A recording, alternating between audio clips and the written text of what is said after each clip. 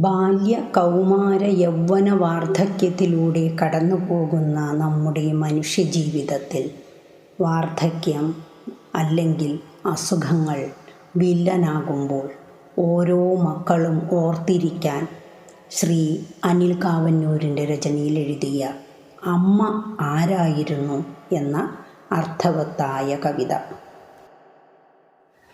താരാട്ടു പാടിയതമ്മ, താലോലം മാട്ടിയതമ്മ, ഞാനുറങ്ങണ നേരത്ത് രാവറിയാതിരുന്നതമ്മ, ഞാനുറങ്ങണ നേരത്ത് നോവറിയാതിരുന്നതമ്മ.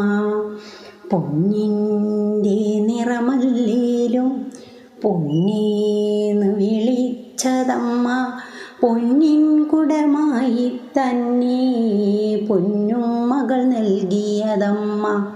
താരാട്ടു പാടിയതമ്മ, താലോലം മാട്ടിയതമ്മ. പാൽച്ചിരിയാൽ ഞാൻ ഉണരുമ്പോൾ പാൽമധുരം ചുരത്തിയമ്മ, മാമൂണിനു നേദ്യം നൽകി മാമുണ്ണാൻ കഥകൾ പറഞ്ഞു. പാൽച്ചിരിയാൽ ഞാൻ ഉണരുമ്പോൾ പാൽമധുരം ചുരത്തിയമ്മ, മാമൂണിനു നേദ്യം നൽകി മാമുണ്ണാൻ കഥകൾ പറഞ്ഞു. കാൽത്തളയും കരിവളയും പൊന്നരയിലൊരേലസും കുഞ്ഞുടുപ്പും കളിക്കോപ്പും വാവയ്ക്കായി തന്നൊരമ്മ. കാൽത്തളയും കരിവളയും പൊന്നരയിലൊരേലസും കുഞ്ഞുടുപ്പും കളിക്കോപ്പും വാവയ്ക്കായി തന്നൊരമ്മ.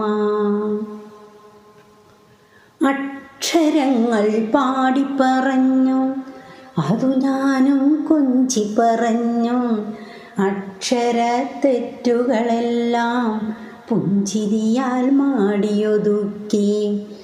അക്ഷരങ്ങൾ പാടിപ്പറഞ്ഞു, അതു ഞാനും കൊഞ്ചിപ്പറഞ്ഞു, അക്ഷരത്തെറ്റുകളെല്ലാം പുഞ്ചിരിയാൽ മാടിയൊതുക്കി. കാലമങ്ങനെ കഥകൾ പറഞ്ഞു, നേരമങ്ങനെ പല വഴിയോടി, ജരാനരകളാലമ്മ വലഞ്ഞു, വേദനയാലമ്മ കരഞ്ഞു.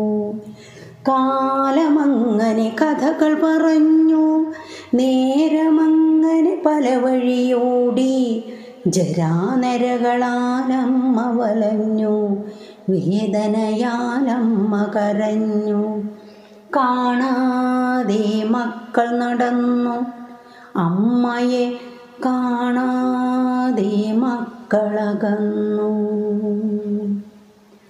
കാണാതെ പോകണ മകനെ ആ താരാട്ടു മറക്കല്ലേ, കാണാതെ പോകണ മകളെ ആ പൊന്നുമ്മ മറക്കല്ലേ.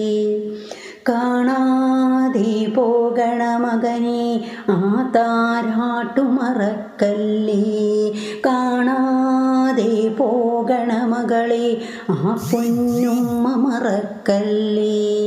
ആ താരാട്ടു മറക്കല്ലേ, ആ പൊന്നുമ്മ മറക്കല്ലേ, ആ പാൽമധുരം മറക്കല്ലേ, ആ സ്നേഹം മറക്കല്ലേ. അമ്മിഞ്ഞ പാലിൻ്റെ മാധുര്യം മറക്കല്ലേ, അമ്മിഞ്ഞ പാലിൻ്റെ മാധുര്യം മറക്കല്ലേ, അമ്മിഞ്ഞ പാലിൻ്റെ മാധുര്യം മറക്കല്ലേ.